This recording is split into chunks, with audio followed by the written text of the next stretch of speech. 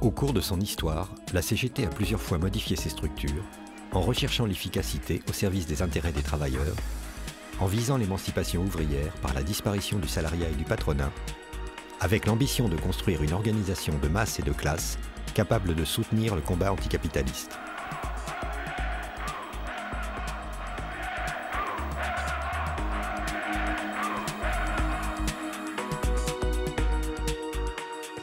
Vous prendrez l'engagement d'appliquer scrupuleusement la semaine de 40 heures. Les structures CGT s'ordonnent autour de 3 principes: le syndicat de base, la double affiliation, le fédéralisme.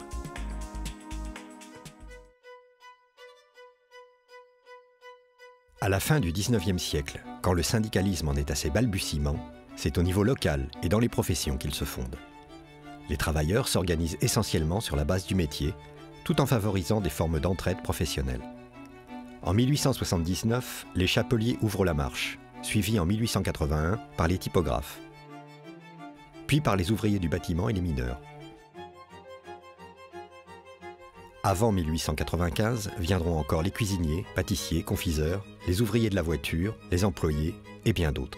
En 1886, la création de la Fédération nationale des syndicats vise à une coordination des syndicats professionnels entre eux.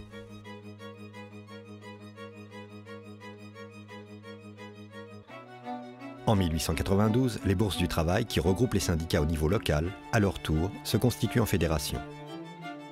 Le congrès fondateur de 1895 installe le syndicat comme le noyau de la construction CGT. Par ailleurs, tout le pouvoir est au syndicat. Dans les congrès, chacun compte pour une voix, quel que soit le nombre de ses adhérents. Au début du XXe siècle, l'industrialisation de la France progresse. Mais les petites entreprises, les métiers artisanaux, l'agriculture continuent de dominer. Dans ce contexte, les travailleurs de chaque métier tiennent à conserver leur autonomie d'organisation. Mais ce modèle ne convient pas aux profondes transformations de l'activité productive. Ce syndicalisme de métier doit évoluer vers un syndicalisme d'industrie. Le débat sera long. En 1898, un schéma de regroupement de 18 fédérations est ébauché. En 1900, les partisans de la structure industrielle passent à l'offensive, mais il leur faudra encore remettre l'ouvrage sur le métier.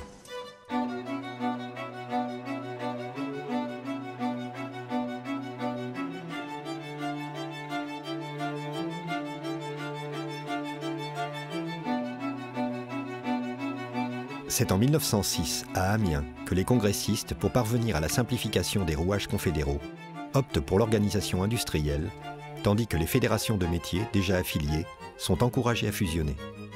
En 1912, un tiers des syndicats est encore basé sur le métier.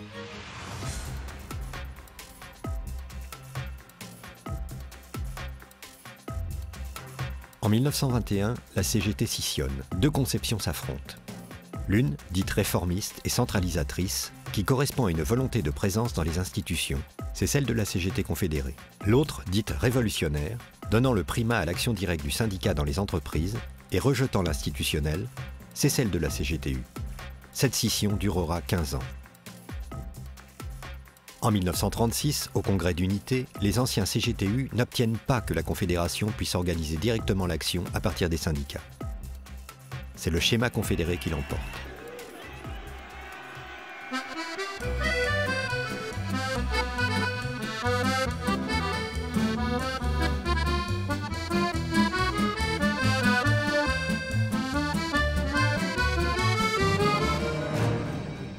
Au début des années 50, juste après la scission qui crée Force ouvrière, et dans le contexte de guerre froide, la CGT doit faire front.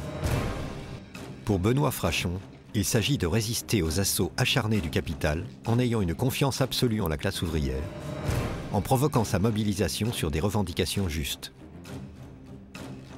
Cette ambition le conduit à se battre pour la section syndicale et le syndicat d'entreprise.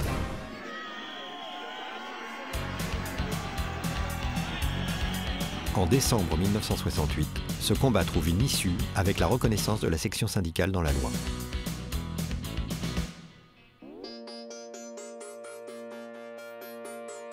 Au congrès de 1902, l'unité ouvrière se réalise vraiment en réunissant dans la CGT les 2 fédérations, celle des syndicats et celle des bourses du travail. Elles deviennent 2 sections distinctes, la section des fédérations d'industrie et la section des bourses du travail. chaque bourse est désormais considérée comme union locale ou départementale de corporations diverses. Pour être confédérés, les syndicats doivent adhérer aux deux sections. La double affiliation a pour but de dépasser les corporatismes et de lutter au nom de l'intérêt général des travailleurs. C'est elle qui fonde le rayonnement et l'efficacité de la CGT. Mais cette construction est difficile. Elle se parachèvera au fil de l'expérience. Le contour des fédérations reste longtemps en discussion.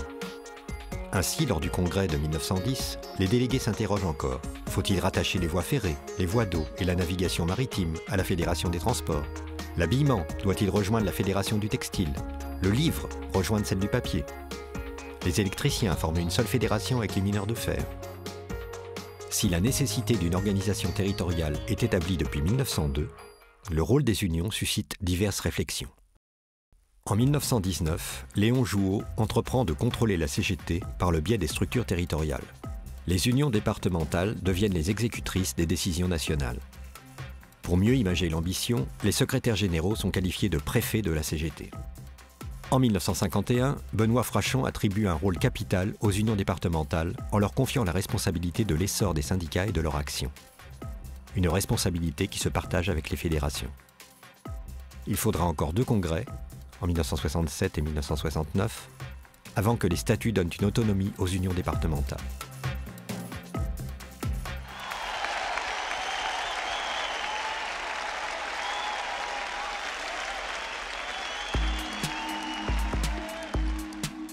Dans les années 80, une nouvelle réflexion propose un déplacement du fonctionnement de toute la CGT vers les niveaux interprofessionnels.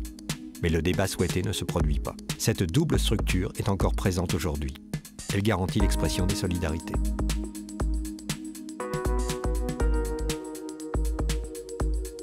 Le principe du fédéralisme est antérieur à la naissance de la CGT. Il se nourrit de la méfiance à l'égard de l'État bureaucratique et répressif. Le principe du fédéralisme organise le système complexe des structures syndicales. Il institue la libre détermination de l'expression, des orientations et de l'action de chaque structure dans le cadre d'intérêts et de buts communs que matérialise la Confédération. Il n'existe donc pas de discipline de confédération. Et comme l'affirme Émile Pouget, syndicaliste révolutionnaire d'avant 14, le fédéralisme est partout et à chaque degré. Les organismes divers, l'individu, le syndicat, la fédération ou la bourse du travail sont tous autonomes. Le principe fédéraliste est d'application générale, mais sa mise en œuvre peut être différente selon les organisations. Ainsi, par exemple, au début du XXe siècle, la métallurgie laisse une large autonomie à ses syndicats, alors que le livre est une fédération centralisée. Cependant, la confédéralisation, à travers l'adhésion des syndicats à la CGT, oblige chaque structure à s'inscrire dans les orientations de la CGT, ou pour le moins à ne pas les contredire. L'organisation de l'action doit articuler la dimension professionnelle ou territoriale avec les mouvements interprofessionnels. L'expérience de la CGT montre que si le fédéralisme peut parfois pousser à des formulations de compromis, il peut aussi protéger l'unité organisationnelle de la CGT en cas de désaccord politique grave. Tel fut le cas en 1956, à l'occasion des événements de Hongrie, et plus récemment lors des débats qui ont traversé la CGT au moment du programme commun de gouvernement. Les évolutions de la CGT ont été en permanence le résultat d'une action volontaire et d'une réflexion appuyée sur l'expérience. Elles ont toujours eu pour but d'ouvrir la voie à l'émancipation du salariat.